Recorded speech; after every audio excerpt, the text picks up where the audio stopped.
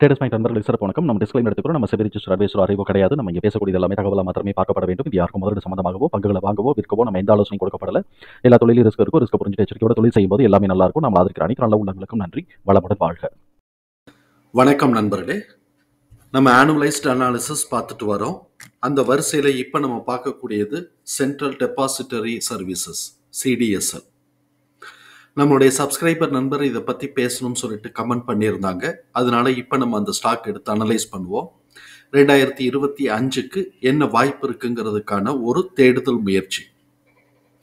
ட்ரெண்ட்லைனை பொறுத்த வரைக்கும் இவங்க எக்ஸ்பென்சிவ் பெர்ஃபார்மருங்கிற கிளாசிஃபிகேஷன்ஸ்குள்ளே வராங்க. High financial strength, expensive valuation, டெக்னிக்கலாக மூமெண்டம், நியூட்ரல்னு சொல்கிறாங்க. நம்மளை பொறுத்த வரைக்கும் இது கொஞ்சம் கரெக்டிவ் ட்ரெண்டு. அனாலிசிஸ்ட் பிரைஸ் டார்கெட்டா 1518ன்னு டார்கெட் அப்சைட் பண்ணியிருக்கிறாங்க. நம்ம இந்த வீடியோ ரெக்கார்ட் பண்ணக்கூடிய தருணத்தில் 1328ங்கிற லெவலில் ட்ரேட் க்ளோஸ் ஆயிருக்கு. ஃபண்டமெண்டலாக ஹை சால்வன்சி பொசிஷன் மெயின்டைன் பண்ணுறாங்க. ஹை ரேட் ஆஃப் ரிட்டர்ன் எடுக்கிறாங்க. டெப்ட் to equity almost 0. PE and PBயை பொறுத்த வரைக்கும் எக்ஸ்பென்சிவ் வேல்யூஷன் தான் நம்மளை பொறுத்த வரைக்கும்.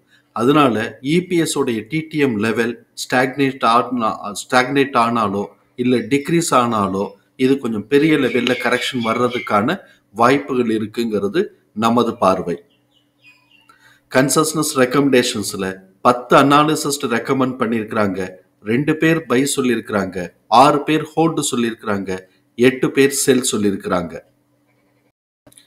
இப்போ இவங்களுடைய ஃபினான்ஷியல் ஸ்டேட்மெண்ட்டை அனலைஸ் பண்ணுவோம். 2024 ஆனுவல் ரிப்போர்ட்டை பேஸ் பண்ணி தான் நம்ம ஃபினான்ஷியல் ஸ்டேட்மெண்ட் பார்க்குறோம். நெட் கேஷ் ஃப்ளோ 9.5% இன்க்ரீஸ் ஆகிருக்கு. நெட் கேஷ் ஃப்ளோ ஆக்சுவலாக 2024 பேஸ் பண்ணி பார்க்கும்போது -31.9 இருக்கு. ப்ரீவியஸ் இயர் 2023 அது -35.2ங்கிற லெவலில் நெகட்டிவாக தான் இருக்குது. இது நெகட்டிவாக இருக்கிறதுக்கான காரணம்னு நம்ம முக்கியமாக பார்த்தோம் அப்படின்னு சொன்னோம்னாக்க, கேஷ் ஃப்ரம் ஃபினான்சிங் ஆக்டிவிட்டீஸ்லையும் மைனஸில் வந்திருக்கு. கேஷ் ஃப்ரம் இன்வெஸ்டிங் ஆக்டிவிட்டீஸ்லையும் மைனஸில் இருக்குது. கேஷ் ஃப்ரம் ஆப்ரேஷன் அது பாசிட்டிவாக 55% இன்க்ரீஸ் ஆகிருக்கு. அப்போ இந்த இடத்துல இந்த கேஷ் ஃப்ரம் இன்வெஸ்டிங் ஆக்டிவிட்டீஸில் என்ன பண்ணியிருக்கிறாங்கன்னு பார்த்தோம்னா, கிட்டத்தட்ட ஒரு 259 கோடி ரூபாய்க்கு இன்வெஸ்ட்மெண்ட்டை சப்சிக்வெண்ட்டாக பர்ச்சேஸ் பண்ணியிருக்கிறாங்க. கேஷ் ஃப்ரம் ஃபினான்சிங் ஆக்டிவிட்டியில் 169 கோடி ரூபாய்க்கு என்ன நடந்திருக்குன்னா, டிவிடெண்ட் பே பண்ணியிருக்கிறாங்க. அந்த இடத்துல அதனால தான் இப்போ இவங்களுக்கு நெட் கேஷ் ஃப்ளோ மைனஸில் காட்டிக்கிட்டு இருக்கு. இப்போ நம்மளுடைய பேலன்ஸ் ஷீட், இவங்களுடைய பேலன்ஸ் ஷீட் பார்க்கும்போது ஷேர் ஹோல்டர்ஸ் ஃபண்டு இன்க்ரிமெண்டல் ட்ரெண்டில் தான் இருக்குது. 3 year CGR 18.6, 5 year CGR 17 இருக்கு. ஸோ இப்போ 5 year CGR இவங்க ஓவர்டேக் பண்ணி போயிருக்கிறாங்க. லேசாக இப்போ தான் ஓவர்டேக் பண்ணி தூக்கி இருக்கிறாங்கன்னு பார்க்க முடியுது. ஆனுவல் ரிசல்ட்டை பொறுத்த வரைக்கும் நெட் ப்ராஃபிட் 2024க்கு 51.9% இன்க்ரீஸ் ஆயிருக்கு. ரெவென்யூ 46.1% இன்க்ரீஸ் ஆயிருக்கு. இப்போ இவங்களுடைய ஆப்ரேட்டிங் ப்ராஃபிட் மார்ஜின் 53% ஆகும். எபிட் மார்ஜின் 64% ஆகும். நெட் ப்ராஃபிட் மார்ஜின் 51% ஆகும் இருக்கு. அதனால இவங்களுடைய ப்ராஃபிட்டபிலிட்டி ரேஷியோ ஹையாவே இருக்குங்கிறத நம்ம பார்க்க முடியுது. EPS 2024க்கு EPS 20 ரூபா 10 பைசான்னு இருக்கு. இது போன தடவையை காட்டிலும் கிட்டத்தட்ட ஒரு 7 ரூபா கூட போயிருக்கு. EPS உடைய 3 year CGR 27.9 5 year CGR 30.1 இருக்கு. இந்த தடவையும் கூட எடுத்தான்னா இது 5 year CGR ஓவர்டேக் பண்ணி போனாலும் ஆச்சரியப்படுறதுக்கு இல்லை. அப்படி இருந்தால் சப்சிக்வெண்ட்டாக க்ரோத்துக்கான ஆப்பர்ச்சுனிட்டி இருக்குங்கிறது புரிதலுக்காக இருக்கு. இப்போ 2025க்கு அனாலிசிஸ்ட் என்ன எதிர்பார்க்குறாங்கன்னு பார்ப்போம். EPS உடைய எஸ்டிமேஷனில் 31.5% EPS சப்சிக்வெண்ட்டாக க்ரோத்துக்கான ஆப்பர்ச்சுனிட்டி இருக்கும்னு எதிர்பார்க்குறாங்க. அப்படி இருந்தால் ஆவரேஜ் எஸ்டிமேஷன் 26.4 இருக்கு. ஹை எஸ்டிமேஷன் 30.1 இருக்கு. இப்போ இதுக்கு உண்டான அளவுக்கு ப்ரைஸை மேலே ஏற்றி வச்சுருந்தாங்கன்னா கரெக்டிவ் ட்ரெண்டில் வரும். சப்சிக்வெண்ட்டாக இது 2026க்கு என்ன இருக்கோ அந்த சப்போர்ட்டை எங்கே எடுக்கணுமோ எடுத்துட்டு அதுக்கப்புறம் 2026 எஸ்டிமேஷனை நோக்கி போவாங்க. அந்த வகையில பார்த்தோம் அப்படின்னு சொன்னால் ஆவரேஜ் எஸ்டிமேஷன் 2026க்கு ஆவரேஜ் எஸ்டிமேஷன் 30.9ஆகவும் ஹை எஸ்டிமேஷன் 37.2ஆகவும் இருக்கு. இப்ப ஆவரேஜ் எஸ்டிமேஷன் பார்த்தோம்னா கிட்டத்தட்ட ஒரு ₹4.50 கூடுது.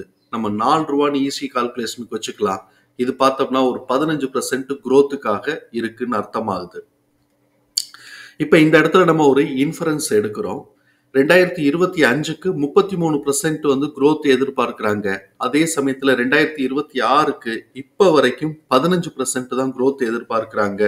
அப்ப அந்த இடத்துல ஒரு ஸ்டாக்னேஷன் வருமா அப்படிங்கிறதையும் நம்ம கருத்துல கொள்ளணும்.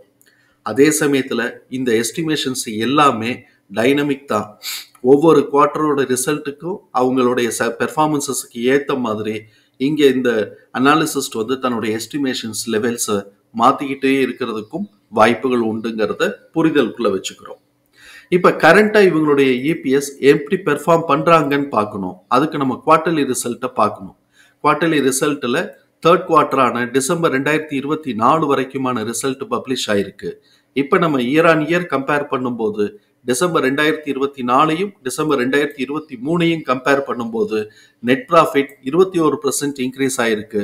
அதே சமயத்துல ரெவென்யூவும் 26.3% இன்க்ரீஸ் ஆயிருக்கு.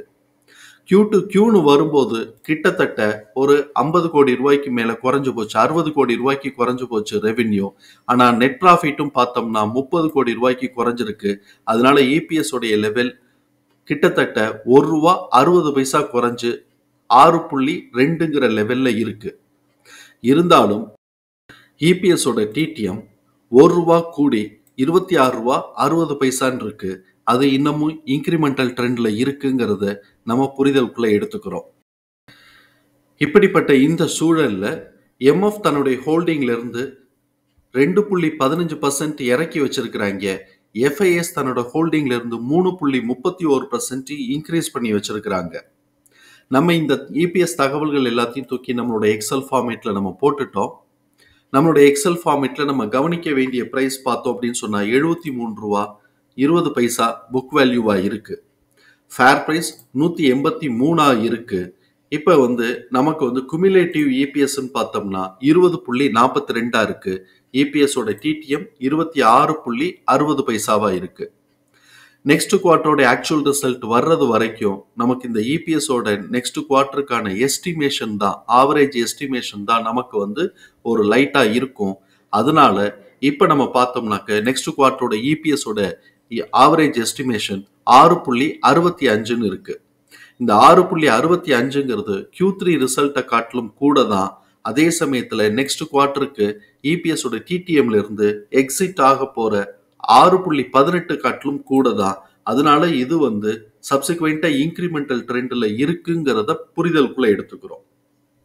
அதனால இதோட பிரைஸ் வந்து எய்தர் இப்ப இருக்கக்கூடிய இந்த ஒரு 50 பைசாக்கோ 60 பைசாக்கோ உண்டான அளவுக்கு ஏறலாம். அப்படி இல்லைன்னா ஸ்டாக்னேட் ஆகி இது வந்து சைட்வேஸ்க்குள்ள போகலாம். இதே இது டிக்ரீஸ் ட்ரெண்டுக்கு டர்ன் ஆச்சு அப்படின்னு சொன்னாக்க அது சப்சிக்வெண்டா கரெக்ஷனுக்கு லீடு எடுக்கலாம். இருந்தாலும் இது வந்து எப்ப வேணும்னாலும் கரெக்ஷனுக்கு லீடு எடுக்கலாம். இப்ப இந்த இடத்துல கிட்டத்தட்ட பார்த்தோம்னா ஒரு 40 பைசா தான் டிஃபரன்ஸ் இருக்கிறதுனால இது வந்து 40 பைசாவுக்கு மேல கூட தான் இருக்கு. இருந்தாலும் அது ஸ்டாக்னேட்டட் அப்படிங்கிறத மாதிரி இவங்க மார்க்கெட்ல கன்சிடர் பண்ணாங்கன்னா கரெக்ஷனை லீட் பண்ணாலும் ஆச்சரியப்படுறதுக்கு இல்லைங்கிறத புரிஞ்சுக்கிறோம். காரணம் என்ன அப்படின்னு சொன்னா இது எக்ஸ்பென்சிவ் வேல்யூஷன். பிபிஏ நமக்கு 18க்கு மேல இருக்கு. இபிஎஸ் பிஇ பார்த்தோம் அப்படின்னு சொன்னோம்னாக்கா 50 கிட்டக்க இருக்கு. எஸ்டிமேஷனோட இபிஎஸ் 49 இருக்கு. அதனால இவங்க வந்து இது ஸ்டாக்னேஷன் கருதி கீழே இவங்க இது பண்ணினாங்க அப்படின்னு சொன்னா கரெக்ஷனுக்கும் லீடு எடுக்கலாம். இல்ல இந்த 40 பைசாக்கு உண்டானதுக்கு வந்து அவங்க வந்து மேல வந்து கொஞ்சமா ஏத்திட்டு சைடு வேஸ்குள்ளேயே கூட போகலாம். ஆனா ஆக்சுவல் ரிசல்ட் அதிரி புதிரியா கூட வந்துச்சு அப்படின்னு சொன்னா இது புல்லிஷ் ட்ரெண்டை வந்து கண்டினியூ பண்ணினாலும் ஆச்சரியப்படுறதுக்கு இல்ல. எஸ்டிமேஷனை காட்டிலும் கம்மியாயிருச்சு அப்படின்னு சொன்னாக்க கரெக்ஷன் லீடு எடுக்கிறதுக்கான ஹை பாசிபிலிட்டிஸ் இருக்கு. இப்ப நமக்கு இங்க கிடைச்சிருக்கக்கூடிய பிரைஸ் தகவல்கள் எல்லாத்தையும் தூக்கி நம்ம சார்ட்ல மார்க் பண்ணுவோம்.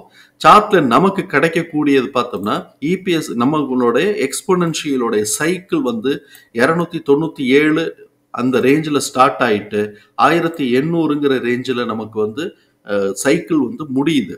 இதுக்கப்புறம் இந்த சைக்கிளை வந்து சப்சிக்வெண்டா அடுத்த சைக்கிளுக்கு லீட் எடுத்துட்டு போறானா, இல்ல சப்போர்ட் எடுத்துட்டு அதுக்கப்புறமா திருப்பி அடுத்த சைக்கிளை எடுத்துட்டு போறானாங்கிறது நமக்கு புரியாத புதிரா இருக்கு. அது எல்லாமே சப்சிக்வெண்ட் குவார்ட்டர்ல வரக்கூடிய இபிஎஸ் உடைய பெர்ஃபார்மன்ஸஸை பேஸ் பண்ணி இருக்குங்கிறது நம்மளுடைய புரிதல். இருந்தாலும் இது வந்து எக்ஸ்பென்சிவ் வேல்யூஷன், அதையும் நம்ம மனசுக்குள்ள வச்சுக்கிறோம். ஸோ இப்போ இந்த சூழல்ல இவன் வந்து 1810ங்கிற நம்மளுடைய லெவல வந்து இவன் அது ஆல்ரெடி பிரேக் பண்ணி 1980 கிட்டக்க போயிட்டு இப்ப கரெக்ஷன் ட்ரெண்ட்ல இருக்கிறான். இதுல வந்து பார்த்தோம் அப்படின்னு சொன்னா இந்த R4க்கும் R3க்கும் நடுவில் இருக்கக்கூடிய பிரேக் பாயிண்ட் 1440. அந்த பிரேக் பாயிண்ட்டை கீழே கட் பண்ணிட்டு திருப்பி மேல கட் பண்ணாமையே இவன் இப்ப சுத்திக்கிட்டு இருக்கிறான். எது வரைக்கும் இறங்கி இருக்கிறான்னா கிட்டத்தட்ட R3 ஜோனோட ஹை பிரைஸ் வரைக்கும் கிட்டத்தட்ட இறங்கிட்டான். R3 ஜோனோட பிரைஸ் வந்து பார்த்தோம்னா 1057 இருந்து 1220. இதுதான் இப்போ வந்து சப்போர்ட்டா நமக்கு ஆக்ட் ஆக போகுது. சப்போஸ் இந்த 1057 கீழே உடைச்சு சப்சிக்வெண்டா இது வந்து கரெக்டிவ் ட்ரெண்ட் கண்டினியூ ஆச்சு அப்படின்னு சொன்னாக்க அடுத்த சப்போர்ட் லெவல்ங்கிறது 909 இருந்து 775. அதுக்கு அடுத்து சப்போர்ட்னு வந்துச்சுன்னா 548 இருந்து 454. இந்த இடத்துல இந்த சப்போர்ட் 548க்கு முன்னாடி நம்ம கவனிக்க வேண்டியது 655. இது வந்து இந்த சப்போர்ட் 2க்கும் சப்போர்ட் 1க்கும் நடுவில் இருக்கக்கூடிய ஒரு மிட் பாயிண்டா இருக்கு. சப்போஸ் இந்த 454ங்கிற சப்போர்ட் லெவலையும் பிரேக் பண்ணிட்டாங்க அப்படின்னு சொன்னாக்க அதுக்கப்புறம் இது வந்து டவுன் ட்ரெண்டுக்கு இனிஷியேட் ஆகிறதுக்கான வாய்ப்புகள் இருக்கு. அந்த இடத்துல 371 இருந்து 299 வரைக்கும் இருக்கக்கூடிய சப்போர்ட் பாயிண்ட்டையும் நம்ம பார்த்துக்கிறோம். இப்போ ப்ரைஸை நம்ம வந்து கீழே கரெக்டிவ் ட்ரெண்ட் கண்டினியூ ஆச்சு அப்படின்னு சொன்னால் சப்போர்ட் பாயிண்டா நம்ம பார்க்க வேண்டியதெல்லாம் 1220 இருந்து 1057. இது ஒரு சப்போர்ட் 1 வச்சுக்கலாம். சப்போர்ட் 2ங்கிறது 909 இருந்து 775. சப்போர்ட் 3ங்கிறது 548 இருந்து 454. இப்ப சப்போர்ட் 2க்கும் சப்போர்ட் 3க்கும் இருக்கக்கூடிய மிட் பாயிண்ட் 655.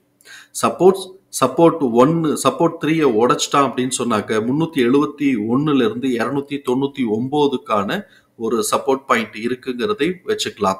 சப்சிக்வெண்டா இது வந்து இந்த 299 உடைச்சிட்டான்னா டவுன் ட்ரெண்ட் இனிஷியேட் ஆயிரும். அதோடைய கால்குலேஷன் வேற.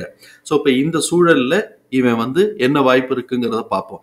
சப்போஸ் இவன் வந்து அதிரி புதிரியா இபிஎஸோட இதை வந்து இபிஎஸ் பெர்ஃபார்மன்சஸ் நல்லா வந்து அதிரி புதிரியா திருப்பி புல்லிஷ் ட்ரெண்ட் கண்டினியூ பண்ணினா அப்படின்னு சொன்னாக்க 1440 உடைக்கும் போது நமக்கு வந்து 1810 அதை உடைச்சு மேல போறான்னாக்க 2098க்கான வாய்ப்புகள் இருக்குங்கிறது நம்மளுடைய பார்வை.